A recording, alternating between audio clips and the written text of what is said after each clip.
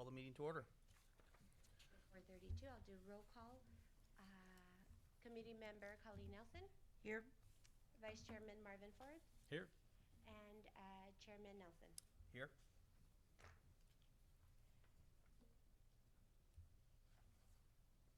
Okay, we'll go ahead and move on to item number 3, review of the bond proceeds expenditures. Just before we get into the report, you can see that we're now in construction. The period that we'll be reviewing for the report itself is the fiscal year of 18-19. So that's July 1st, 2018 to June 30th of 2019. So just going to go through the tables here. We'll do a review of the committee oversight objectives, which we've gone through before in the past. We'll look at the financial statements. Again, these reports are directly out of the accounting system. So we'll look at the income statement, the balance sheet, and the general ledger detail. When you get into financials, you're going to see, again, they're not going to see a lot of actual transactions per se. What we're all going to see is just income coming in from the funds that are sitting in the LAIF account that are currently there. Once we get past this period, which is coming into this fiscal, you'll start seeing actual transactions that we'll go through. And as was requested in the past, you'll see the actual support for the JC's contract billings that are coming through, so we can go through that and we'll get to that point. But for this report, we'll go through it. If you have any questions, we'll just let me know. Okay. So moving into the first page, just again, kind of going over the Oversight Committee's roles. The Citizens Oversight Committee, composed of 3 voters of the City of Selma, shall be formed and will be charged with an annual review of all bond proceeds expenditures and the annual report to City Council regarding the findings of those expenditures. Again, we'll go through the expenditures. We'll also see some of the revenues, not just the expenditures, because the interest is being incurred. Okay. Going on to the next page, we'll look at the first financial statement, which is the income statement. You'll see again, there's no expenditures under the expenditures column. What you do see is interest, so that's item number 470000. Interest income, again, these are interests coming from the amounts that are from the bond proceeds themselves, which sits in a LAIF account. Going into the next page, you will see the balance sheet. One thing as far as a financial analysis, when you look at things, when you look at the fund and change balance, you can see the $91,020.29, which ties back to the previous page that you saw coming in for the revenue. So you can see those 2 items match. Okay. So again, if you look at the cash columns, which is the first 3 columns, you can see that the items of the 1.4, you can see that it nets down, but you can see the majority of the items are actually, or the funds are sitting in the LAIF account, which will give us the most interest for the bond proceeds. Okay. Going on to the next page, which is the general ledger report. Again, these reports are coming straight out of the accounting system. You see the interest that is being posted to the account on a quarterly basis. Is there any questions regarding the information that you've just seen? Again, I know there's not a lot. This committee will get into a lot more detail when we get into the actual support that goes along with the expenditures of the police station.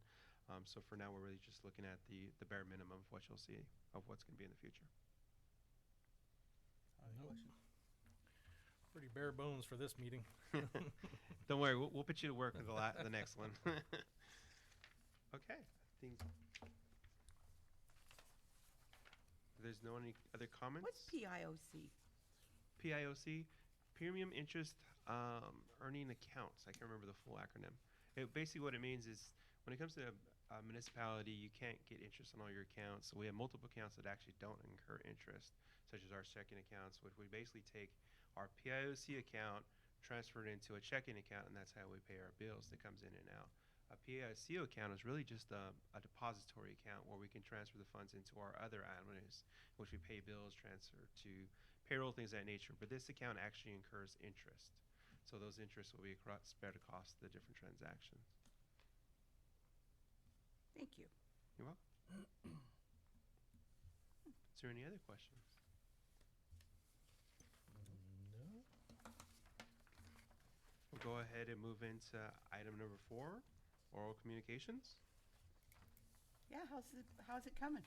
The building, Yeah.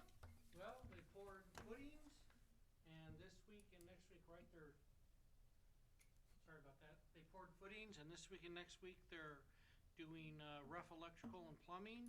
So we hope to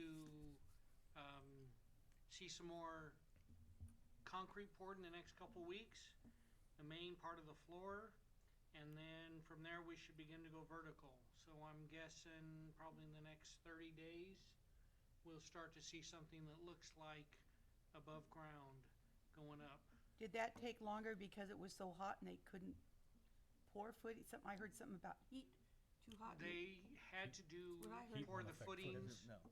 They came out and poured footings starting at 3 a.m. Yeah, it was more of a time issue. They couldn't Yeah. pour later in the day. Normally, when they start construction, I think it's about 7 o'clock. Yeah. Because of the concrete and because of the temperature, they actually had to come and pour at an earlier time frame, like 3 in the morning. So that was more of the holdup in that sense. Mhm. Well, I'm anxious to see it go up. Anything? So is everybody else. As far as an expenditure standpoint, not to go too far past the report, we paid out one bill. We have one that's currently coming that's due. The first one was about 600 and something thousand for the first bill. Again, we'll get into those full description of what that looks like, just to kind of give you an overview of where we're at. Goes to the contractor, or? That goes to the general contractor, that's correct. And they pay their subs out of that. So, are they just on a 30-day billing cycle right now? So at the end of the month, That's calendar month, submit the percentage of completion of the project and you pay out on that? Exactly. So, and it's reviewed, the billing's reviewed on multiple levels. It's reviewed by our contracts managers, which is kind of managing the project for us and assisting. And then our engineers also review to make sure that we're having that checks and balances. The, was the bid, was it a line item type bid, or was it more of just general category? It was a lump sum bid for the whole project. There was some alternates, Mhm. alternates, but other than that, it was a lump sum bid. Okay.